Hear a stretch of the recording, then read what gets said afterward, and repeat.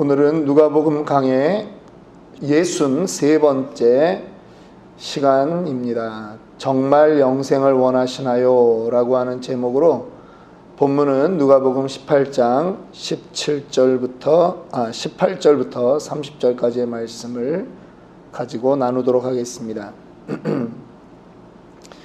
여러분들이 하루를 시작할 때 큐티 생활을 좀 하셔야 되는데 제가 새벽에 올려드리는 이 유튜브가 여러분들 큐티 생활에 도움이 되기를 원합니다. 그래서 매번 이렇게 녹음을 해서 올립니다. 매일 말씀을 읽으시고 또 설교를 듣고 또 묵상을 하도록 하면 유익이 있을 줄 믿습니다.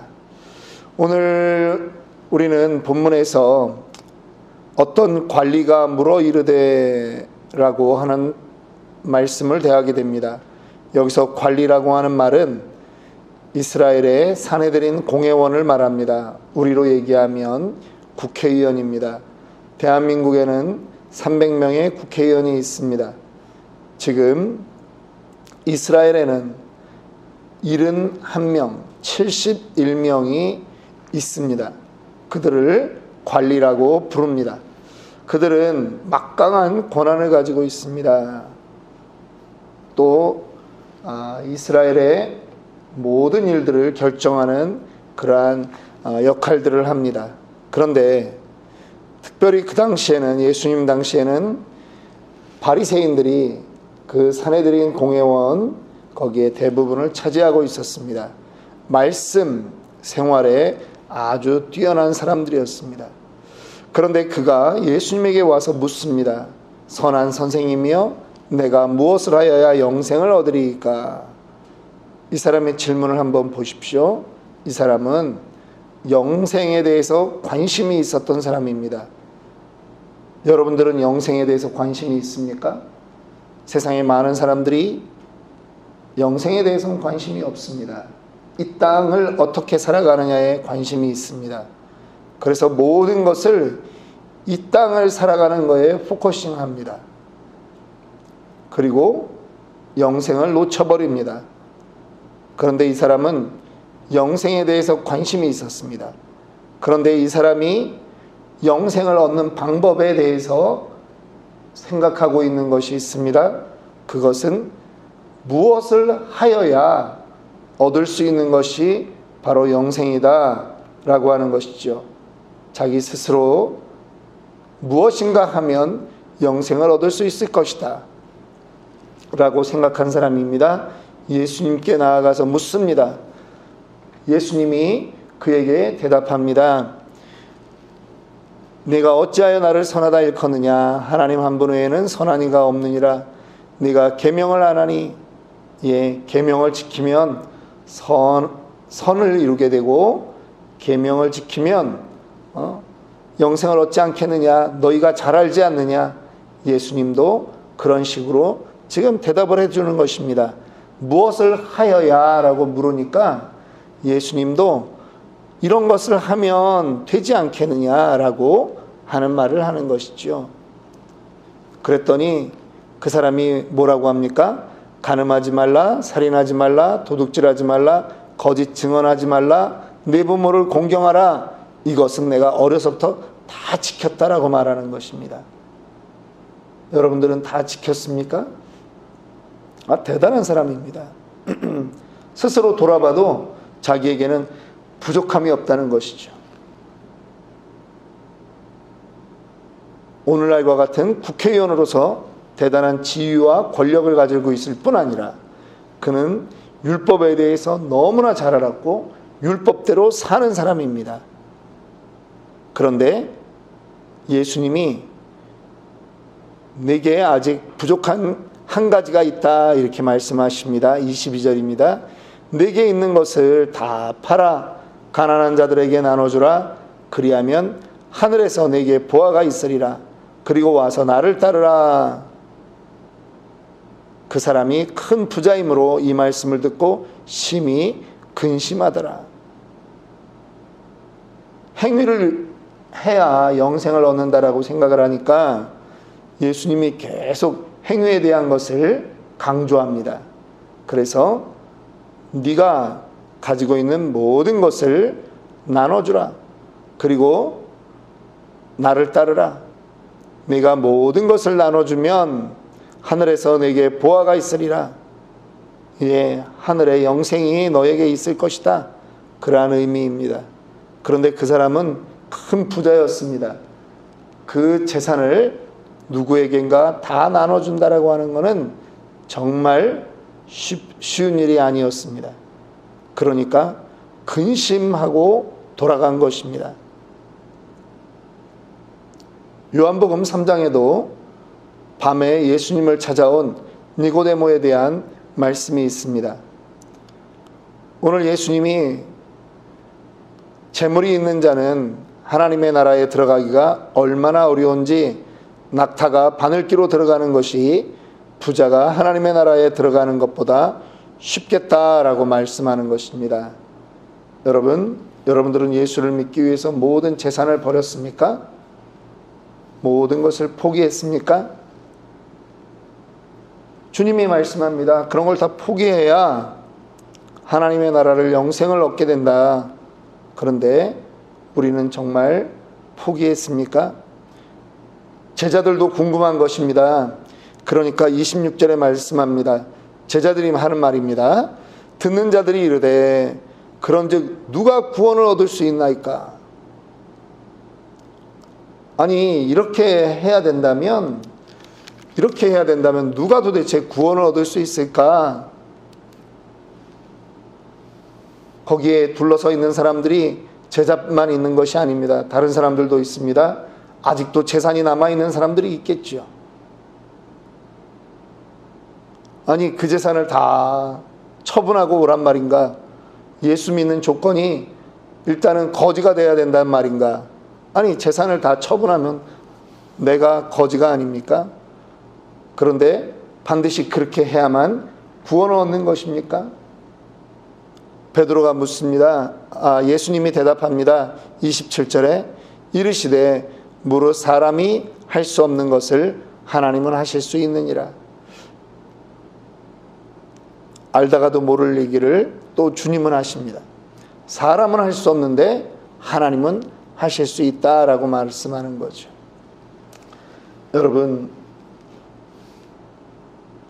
예수 믿는 것, 지금 여기서 영생을 이야기하고 있습니다. 영생이 얼마나 소중한가를 말씀하고 있는 것이에요. 이 부자에게 예수님이 네 재산을 팔으라고 하는 이 말씀의 본질적인 의미는 네가 지금 영생에 대해서 관심을 가지고 있는데 혹시 너는 양다리 걸치고 있는 것이 아니냐라고 하는 거예요. 너는 이 땅에서 부자로도 살고 너는 하늘나라에 가서도 또 그렇게 영생도 누리며 사는 자가 되기를 원하는 그러한 마음이 아니냐라고 하는 것이죠. 본질적인 그 마음을 묻는 거예요.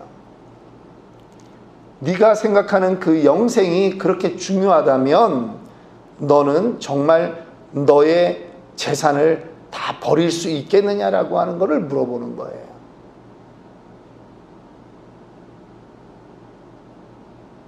우리는 주님을 따르기 위해서 우리는 도대체 무엇을 버렸습니까?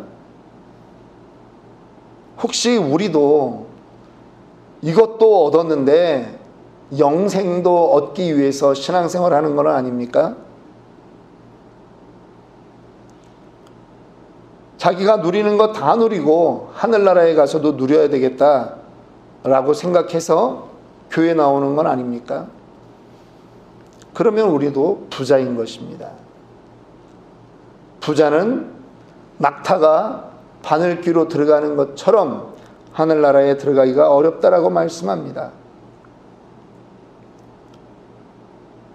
우리가 예수 믿는 근거가 이 땅에서도 잘 살고 하늘에서도 잘 살려고 한다라고 하면 우리는 아무것도 포기하지 않은 사람이라는 거죠.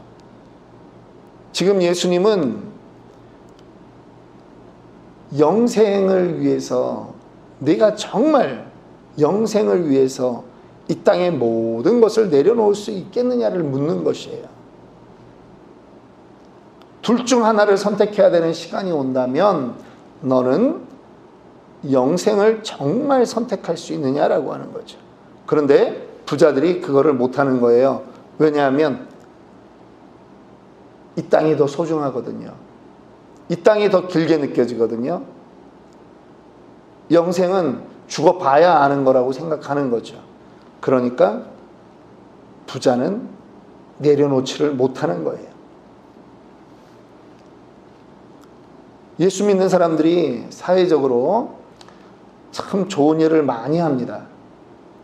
그런데 교회가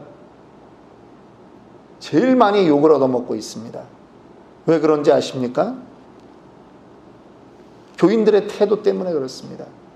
이 땅의 것도 누리고 하늘의 것도 누려야 되겠다라고 하기 때문에 그렇습니다. 손해를 안 보니까요.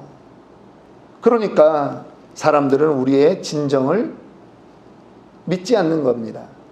그리고 저 예수 믿는 사람들은 입으로는 영생하고 천국 하지만 실은 저 사람들의 눈에는 이 땅이 더 소중하구나라고 그렇게 본다라고 하는 거예요. 이율배반적인 삶을 기독교인의 삶에서 느끼고 있다라고 하는 것이죠. 이 말은 우리에게도 적용해 보아야 합니다. 우리는 정말 영생이 내 인생의 가장 중요한 것으로 그렇게 믿고 그렇게 살고 있는가라고 하는 것입니다. 하나님이 정말 내 인생의 가장 중요한 것이라고 믿냐 말이에요. 저는 올 한 해 여러분들 2023년도에는 하나님을 경험하기 원합니다. 하나님을 경험하는데 여러분 양손의 떡처럼 다 들고는 경험 못하죠. 여러분들의 삶에서 순종해야 될 것들을 온전히 순종해야 되는 것입니다. 그러면 부자에게 예수님이 말했듯이 그러면 하늘의 것을 누릴 수 있습니다. 그런데요, 우리는 그 온전한 순종을 할 수 있을까요? 설교를 들으면서도 그게 가능할까 마음으로는 결심하려고 하지만 과거의 나의 모습을 보면 여전히 아니라는 생각이 들기도 합니다. 그래서 이 말씀이 필요한 거예요. 27절 말씀입니다. 이르시되 무릇 사람이 할 수 없는 것을 하나님은 하실 수 있느니라. 여러분들의 하나님을 따르고자 하는 여러분들의 마음을 하나님께 간구하고 하나님께 내어 맡기시면 사람이 할 수 없는 것을 하나님이 하게 만든다라고 하는 것입니다. 베드로가 이어서 말합니다. 베드로가 여짜오되 보옵소서 우리가 우리의 것을 다 버리고 주를 따랐나이다. 예, 이미 그렇게 따른 사람들이 있습니다. 베드로가 그랬습니다. 그들에게 주님이 말씀합니다. 내가 진실로 너희에게 이르노니 하나님의 나라를 위하여, 지금 영생이라고 하는 말이 이제는 무엇으로 바뀌었습니까? 하나님의 나라라고 하는 말로 바뀌었습니다. 영생은 곧 하나님의 나라를 소유한 것입니다. 하나님의 나라를 위하여 집이나 아내나 형제나 부모나 자녀를 버린 자는 현세의 여러 배를 받고 내세의 영생을 받지 못할 자가 없느니라 하시니라. 여러분, 집이나 아내나 형제나 부모나 자녀를 버리라고 하는 말이 아닙니다. 그것보다 더 하나님의 나라를 사랑하라는 말이죠. 우리는 당연히 가정을 생각해야 됩니다. 자녀를 사랑해야 됩니다. 부모를 사랑해야 됩니다. 그런데 그것보다 더 사랑해야 되는 것이 있는데 바로 그것이 영생이고 하나님의 나라, 바로 하나님 그 자체라고 하는 것이에요. 그러면 그것은 약속이 있다라고 하는 거예요. 영생을 선물로 받게 된다라고 하는 것입니다. 우리로서는 하지 못하는데 결심하는 사람에게 하나님이 도우시는 것을 누릴 수 있다라고 하는 것입니다. 결심도 하지 않는데 무엇을 누리겠습니까? 어떤 하나님의 도움이 우리에게 있겠습니까? 하나님을 경험하고자 하는 마음조차 없는데 어떤 하나님을 경험하겠습니까? 도전도 안 하는데 어떻게 하나님을 내 삶에서 경험할 수 있겠습니까? 도전하셔야 됩니다. 물에 물 탄 듯 술에 술 탄 듯 그렇게 신앙생활하면 안 된다라고 하는 거죠. 하나님 우선의 신앙생활을 해야 됩니다. 영생, 하나님의 나라는 가져도 좋고 안 가져도 좋은 그런 정도가 아닙니다. 이 땅의 모든 것을 버려서도 내가 소유해야 되고 내가 가져야 되는 가장 소중한 첫 번째 되는 가치라고 하는 것입니다. 순종이 쉬운 것은 아닙니다. 그런데 불가능해서 못할 것도 아니라는 것이죠. 순종하고자 마음 먹으면 하나님은 하실 수 있습니다. 도우실 수 있습니다.